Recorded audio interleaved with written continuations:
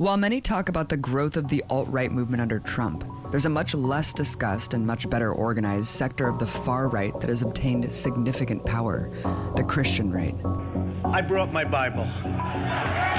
Okay? During his campaign, Trump took care to appeal to his evangelical constituency, citing the repeal of Roe v. Wade and other key issues, signaling to his base.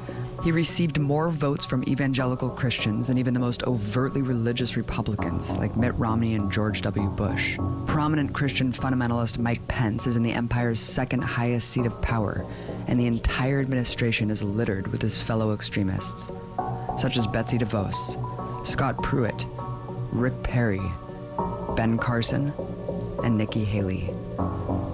Now they have unprecedented influence over U.S. policy. And the evangelical movement is just one sector of the right wing responsible for the growing threat of fascism in America. Author Chris Hedges has written extensively about what he calls the development of a Christian fascist movement. He even went undercover among them for his book, American Fascists, The Christian Right and the War on America, as well as witnessed and reported on the rise of fascism abroad.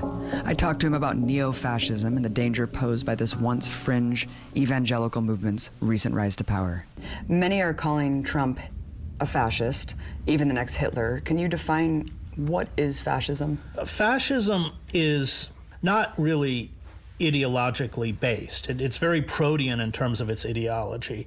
There's a German historian I like very much who wrote a book called Male Fantasies about the Freikorps, and he describes the Freikorps was the antecedents to the Nazi Party. They were demobilized right-wing World War I veterans who were used to crush the Spartacus uprising in Berlin and the kind of radical left that they killed Rosa Luxemburg and Leibniz. And it revolves more around emotion, hypermasculinity, a virulent nationalism, a celebration of quote-unquote strength, of military virtues. It holds up a kind of moral purity that it claims to represent. It's hard. Robert Paxton wrote a very good book called Anatomy of Fascism, and he notes that fascism in every country has its own peculiar characteristics, in the sense that Italian fascism was very different in many ways from German fascism. I think that fascism, although I'll use the word to describe Trump, is perhaps not finely accurate. I think you're better off describing our system as what Sheldon Wolin, the political philosopher, calls inverted totalitarianism, by which he means that you're not replacing old symbols and structures. It's more like the old Roman Republic after the civil wars and the rise of Augustus. So you still had a Senate, you still supposedly had a republic, but it was all a facade. So you have corporate forces that purport to pay fealty to electoral politics, the Constitution, the iconography and language of American patriotism, but internally have seized all of the levers of power to render this citizen, disenfranchised. And Wolin writes that in that system, politics is never able to trump economics. It's all about economic consolidation, maximization of profit. And so what we're getting with Trump is, I think, a species of inverted totalitarianism with demagoguery. Yeah, it's insane that one of Trump's first measures was basically making it harder for poor people to get mortgages. Right. So what we're going to get is turbocharged neoliberalism. I mean, you can see it from all of the appointments, everybody around him. His political base is far from monolithic. We have the Christian right, the alt-right. I know that you've spent an enormous amount of time studying the Christian right, but what exactly is the alt-right? How would you even define this ideology? Would you say it's synonymous with neo-Nazism, like how people are saying that today? Yes, I think it has a lot of characteristics with neo-Nazism, but so does the Christian right. The Christian right, like the alt-right, is endowed with all sorts of conspiracy theories, coupled with magical thinking, coupled with an utter disdain for historical fact. And I think that what we will see is that the Christian right will become will fill Trump's ideological vacuum, because he doesn't really have an ideology. He's such a narcissist, and I think that will be handled through Pence. So I think this, in many ways, will be the empowerment of the Christian right, which I have always considered a political movement. I, went to seminary. I grew up in the church. I do not consider them Christians any more than the German Christian church, which was pro-Nazi, was Christian. The German Christian church had the Nazi flag on one side and the Christian cross on another. That's how I look at the Christian right. And that's why you saw 81% of evangelical voters support Trump, even though his personal life makes a mockery of the very values, the kind of family values that they say they hold sacred. So I think what we're watching with the Trump presidency, especially as it comes under attack from the establishment, both the old landed Republican and Democratic establishment, you'll see his fortress become that the ideology of the Christian right, which I wrote a book called American Fascists: The Christian Right and the War in America. I didn't use that word lightly. I think they are Christianized fascists. But certainly there's a differentiation between the Christian right and this kind of emergence of these emboldened bigots who seem to be much more vitriolic, the alt-right, who call themselves the alt-right. No, I think the Christian right are as bigoted as the alt-right. The Christian right is much more sophisticated because it is a network. I mean, tens of millions of Americans are hermetically sealed within this bizarre world because they are, and with Betsy DeVos, this is going to be expanded with, if everything goes through, $20 billion of federal money, in essence, handed off to religious schools. So they are sealed within, their news, their religious information, their entertainment, all gets colored with this Christian. So one of the things I learned when I wrote the book, which I spent 2 years on, was I would go to the services, and they would have nice music, and the chairs would be a lot more comfortable than the pews in the Presbyterian church where I grew up. And it was kind of warm, and you'd feel good, and people. But then you would be pulled into the back rooms where you would be discipled, and you would be assigned people, and they would really break you down and sever you from your family, because next thing you know, you're there every night of the week. And I was in prayer groups where people were weeping because their children weren't saved or their husband wasn't saved. And that's one of the great ironies, is they talk about family. They're the great destroyer of families. So they're quite clever in having a kind of public face, which in many ways is even appealing, but a very dark, cultish. I found many aspects of cults within it, in terms of the way they broke people down, the kind of inability to question these white male pastors who had direct communication with God, who made fabulous amounts of money off of these people's despair. So I think that the Christian right is a far more dangerous movement than the alt-right. And I think that it has many characteristics that it shares with the alt-right in terms of its anti-Semitism, its homophobia, its Islamophobia. I think the alt-right, because it incorporates so-called new atheists, has its own coloring, but I think it shares many common traits with the Christian right, but I don't think it's as dangerous as the Christian right. I think people focus on it because it's more visible. Mm-hmm. There is a strain of deep cruelty, savagery even, fascism, intolerance within the Christian right that is institutionalized in a way that makes it a far more dangerous movement than the alt-right.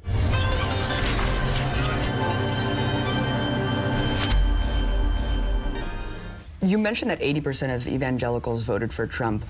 I wanted you to briefly talk about how evangelicals became this highly politicized force, because they don't comprise that much of the population. It was really it's a kind of fascinating story. It was a conscious attempt on the part of right-wing groups to politicize conservative Christian movements, because traditionally fundamentalists, for instance, and evangelicals hated each other. I mean, fundamentalists considered evangelicals, because they spoke in tongues and stuff, Satan were. I mean, there were all these divisions. Fundamentalists called on believers to remove themselves from the political process and not be contaminated by it. I'm going back to the 20s and 30s. And what you saw roughly around 1980 was the rise of what we call dominionism. It was propagated by Rusas Rushduni, who wrote this very turgid book I had to read, based on the Ten Commandments. But I mean, this goes back to, we don't have to worry about prisons because all murderers will be put to death and women who commit adultery will be stoned. I mean, it's really crude stuff. And that got very heavily funded. They took over seminaries like Southern Baptist, which used to be a great seminary. They pushed out, used to have in the Southern Baptist Church a fusion of kind of conservative Christians in terms of their personal piety, but they were very left-wing in terms of their politics, which is how my father was, actually. And that's all gone. And so there was a kind of hostile takeover. The essence was, can we create the Christian society? And that viewpoint got infused into a movement that, while it's called a Christian right, really doesn't bear any resemblance to what had come before in terms of evangelicalism or fundamental. It was a new entity. Many people call it dominionism. And that's when it got political. And it began to strive for political power. Very, with a lot of mistakes at first. I mean, they were too heavy-handed, they were too obtuse. If you remember a few years, Pat Robertson ran for president and this kind of stuff. And now they've gotten a lot more clever. And they allied, for instance, with the Federalist Society, so that, like, Liberty University has a law school. I mean, they're producing these Federalist judges. So they have quite effectively seeped into the inner workings of power. And it is an ideology that is, in that sense, although they speak about tradition, is really new. And Mike Pence, he was told by Trump's people that he would be running foreign and domestic policy. He will be the most powerful Christian evangelical, if I'm not mistaken, ever in political history, especially with the executive power that's given to the presidency. Will this move us forward to what you call Christianized fascism? And if so, what would that look like? Yes, that's what I expect, because this is an ethics-free administration, as we've seen. There's not even a pretense about ethical rules, whether it's with Trump or anyone else. And so you have what's going to become a kind of naked kleptocracy. And I'm not just speaking about Trump's family, which of course will get fabulously rich, but about all of those forces that are predatory, sucking money out of the education department, or I mean, they're going to loot the country. But they're also inept, which is a very bad combination. And as that ineptitude becomes more, is more pronounced and more understood, they are going to have to become more ideologically rigid. And I think the only place they're going to go is the Christian right. So what is it going to look like?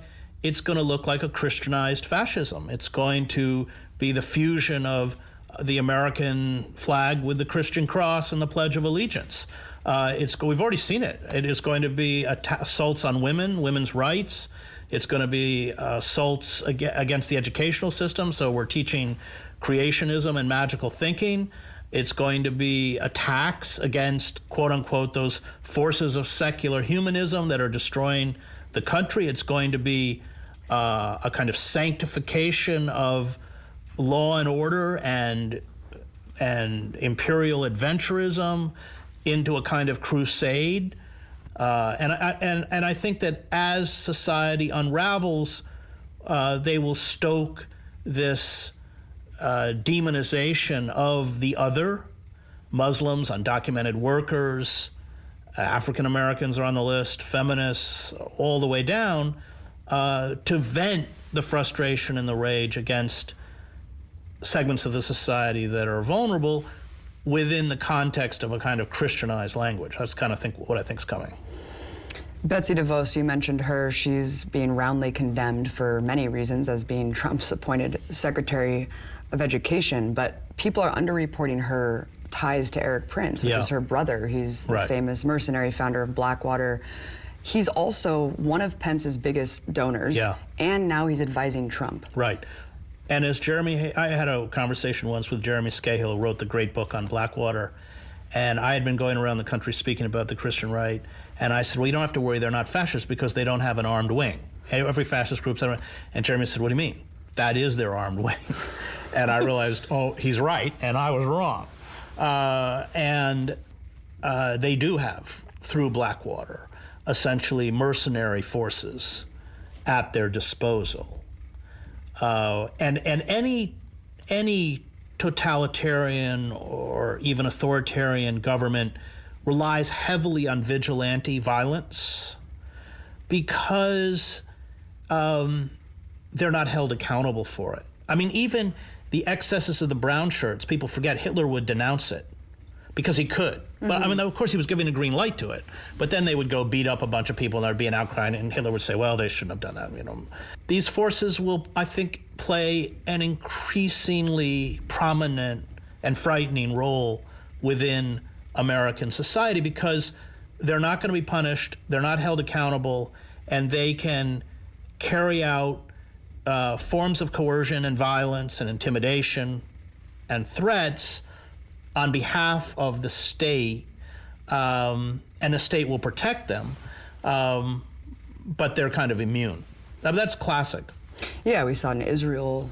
We see it everywhere with these kind of militias that then become part of the state. I saw it in Yugoslavia. Yeah, but I was going to say, I mean, Blackwater and what Eric Prince is doing is almost, that is kind of institutionalized, whereas as far as the vigilante groups on the ground, the actual armed militias that are emboldened by people like Joe Arpaio and who are taking action on their own terms at the border, and those are different, right? They are, but they'll be brought under control. Again, you can go back. I mean, the state wants centralized control. That's what finally did in the brown shirts with the Knight of the Long Knives when he got rid of Rome and the SS.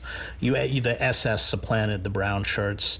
They want control. So I think all of those groups, if we come to this, will be put within structures that may not be public structures, but we put within structures.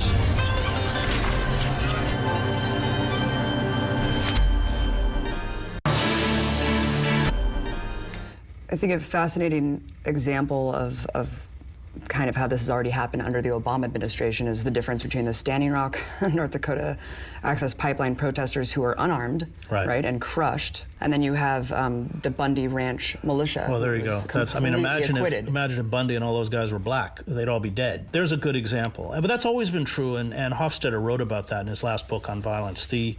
I mean, throughout American history, we have relied on white vigilante thugs to go after African Americans, Chinese, labor movement. We had the bloodiest labor wars in U.S. history. Hundreds of American workers were killed. And who killed them? Gun thugs, Pinkertons, Baldwin Felts, mine militias raised by the Scrantons in Pennsylvania. There's a long tradition of that, including the Klan. And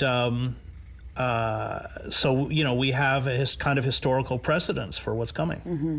And as the Trump administration uses the rhetoric of alternative facts to basically shut down any dissent, what about the alternative facts being promoted from websites like Breitbart and InfoWars? Do you have any comment on the fact that Steve Bannon is now in the ear of Trump, and so is Alex Jones? Well, they're conspiracy theorists just like Trump, so they just reinforce his kind of loony worldview. The U.S. isn't the only country where we're seeing this far-right rise. Obviously, this is happening in Europe and beyond. How is what we're witnessing here connected to elsewhere in the world? Well, it's the result of neoliberal economics, where you destroy public institutions. I mean, whatever you say about communism, and I was there in Eastern Europe, they had a first-class educational system, which people did not pay for. Everyone had health insurance. There was full employment. And so neoliberalism went in and destroyed, in the name of the free market, which everyone confused with freedom, all of those institutions. Huge state enterprises closed, massive unemployment. I was just in Poland. 2 million young Poles work as baristas in Spain or somewhere. And you created a new oligarchic class by selling off state assets. This happened, of course, as well as Russia. And people, finally woke up and realized they were being had. And they were being had by that quote-unquote liberal establishment in the same way that we've been had by these liberal elites on the East Coast and the West Coast. And we've seen the rise of proto-fascist movements in Hungary and Poland. We're seeing powerful proto-fascist movements in France, even Germany. And it all goes back to this idea that human society and human life should be ruled by the dictates of the global marketplace. It's an insane ideology. It's never worked anywhere in human history. But until we break the back of corporate power, we're not going to blunt the rise of these movements. Yeah, we're in such a post-truth reality that people think that Trump is still anti-establishment because they've just learned to blame the state for all of their ills. That's right. And when they figure out somehow that he isn't, when they get what's happening, then you will see turbocharged the hate talk and the hate crimes. That's classic. And like you said, I mean, the police state was already put in place. It just is going to take someone like Trump to pull the lever. Right. This was the big mistake. He has all of the tools at his disposal to, with the flick of a switch, turn this into a police state. And they were all given to him primarily by the Bush and the Obama administrations. We allowed whole segments of our population to be stripped of their rights. I'm talking about poor people of color in marginal communities, a court system where 94% never even get a trial, the system of mass incarceration, the police terror where police can use indiscriminate lethal force against unarmed. Hannah Arendt writes about this in Origins of Totalitarianism. She said when you allow a segment of your population, she was talking about stateless, she herself was stateless in France, to be stripped of their rights. Once rights become privileges, then should unrest spread throughout the society, you have both a legal and a physical mechanism to impose that already in place, to impose that on everyone else. And that's what we're seeing, that what poor people of color have been enduring in these mini police states is just instantly expanded once the rest of the population is no longer passive. You talk about how the biggest way to fight Trump, the Christian right, the alt-right, is to revolt. Right. Mass resistance. What does that look like? What does that mean? And why is the Democratic Party not the vehicle for the resistance? Well, because the Democratic Party is not going to confront the underlying ideological system of neoliberalism or corporate power, which has created the mess that we now live in. Instead of we in the opposition dealing directly with the ravages of neoliberalism and what it's done, you have a Democratic Party that blames the election result on Putin or on Comey. This is ridiculous. And it is a way to be as demagogic as Trump and a way to present alternative facts of your own. And that's very dangerous because if we don't have significant segments of the society that deal with the utopian ideology of neoliberalism that has led us to this mess and continues to offer up these alternative facts, then in essence, they're going to collude with Trump to create a form of American fascism. And they will be in many ways as responsible. If we don't go after those corporate forces through acts of civil disobedience, such as at Standing Rock, we don't have any other way to have our voices heard or to create resistance. Now, it's going to be ugly under a Trump administration and Standing Rock was ugly under Obama. Rubber bullets, concussion grenades, water in sub-zero temperatures laced with pepper spray. It was ugly there, but it's going to be even uglier because there just will be no holes barred at all. And, in Standing Rock, they brought in private security contractors who just come from Afghanistan and Iraq, which gets back to these kind of quasi-militias allied with the Christian right. We're just going to see a lot more of that. It's going to be fierce, but there are no institutions left that are authentically democratic, that are going to challenge these centrifugal forces that have brought us to where we are. That's only going to be done in the streets.